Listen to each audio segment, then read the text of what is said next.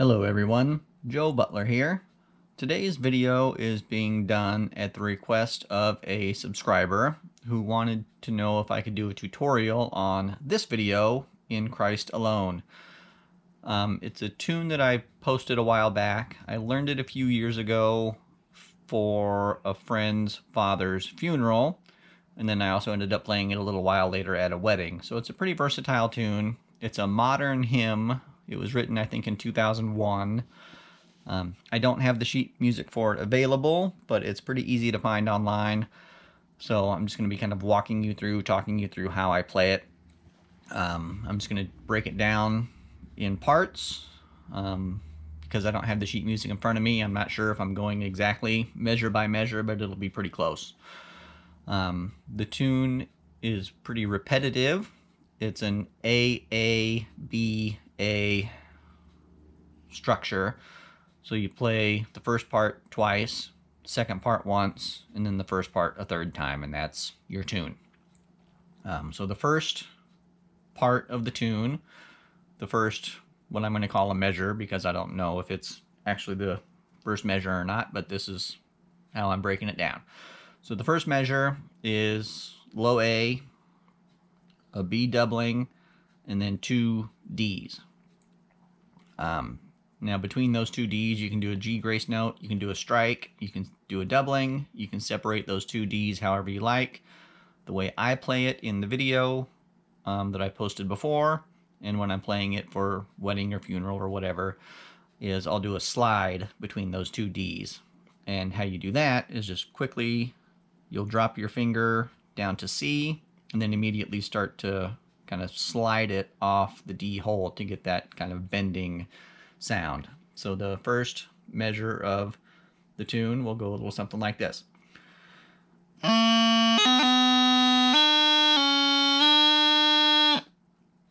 Okay, now the second measure is very similar. It's an low A, B doubling, D, E. Now between the D and the E, I do that same slide that I do between the two Ds. So it's just kind of very slowly dragging your finger off the E hole, and then once that hole is uncovered, you drop your low hand back down to the proper position. If you try to go to E from D while you start the slide, you're going to be sliding from A to low E, and you're going to get that kind of low A crossing noise, and it's going to sound not right. So the second part of the tune will go.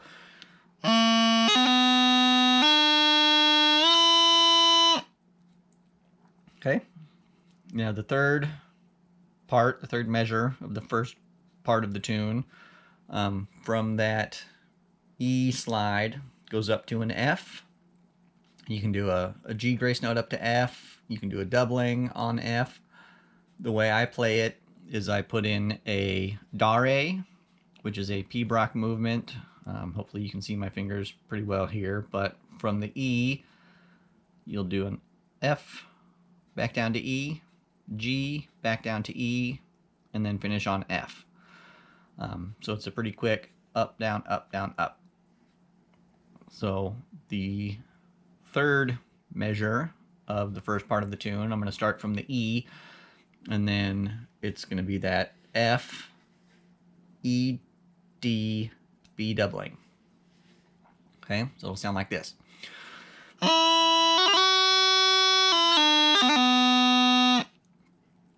And you can put in, any grace notes you like, but after that F, it's just a straight run down. E, D, B doubling. Okay, and then the fourth and final part of the first part of the tune is after the B doubling, you're going to go up to F, E, and then two Ds.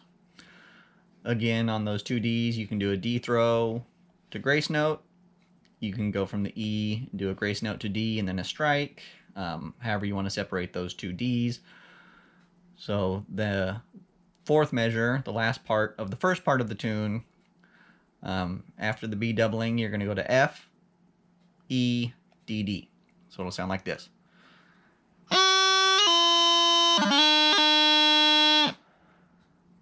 Actually, I'd do two Fs, I think.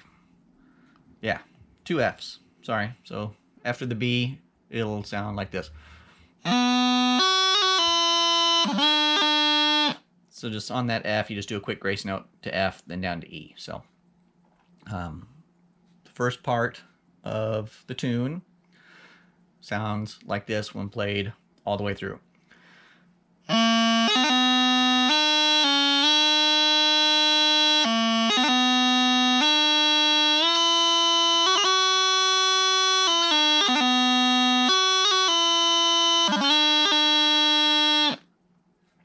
And then you repeat that. So play that first part twice. And then when you go to the second part of the tune, you end the first part on D, and then the second part starts on D as well. So the first kind of measure of the second part is just going to be a D to D. So just a G grace note between the Ds. That D is a shorter D, and then a short F, G, high A. So that's the first kind of measure of the second part of the tune. So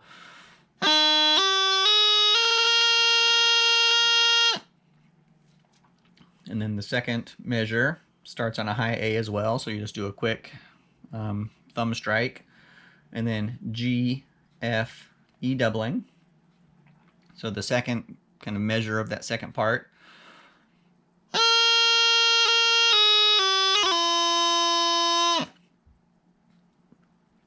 And then the third measure is pretty close to the first. Instead of D, F, G, A, like you do in the first measure, it's just D straight to high A, and then a grip on high A. So from the E doubling, you're going to start on D, just like that.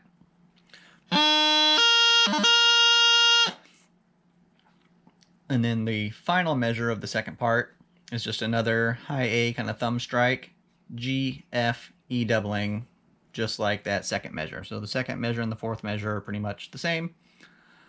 So after your high A and then your high A grip, it's just a high A strike, G, F, E. So it'll sound like this.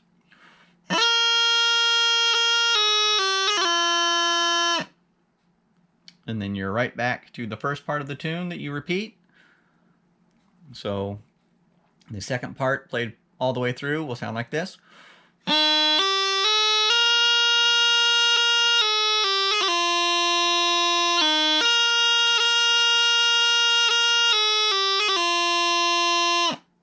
And then you're ready to repeat that first part again.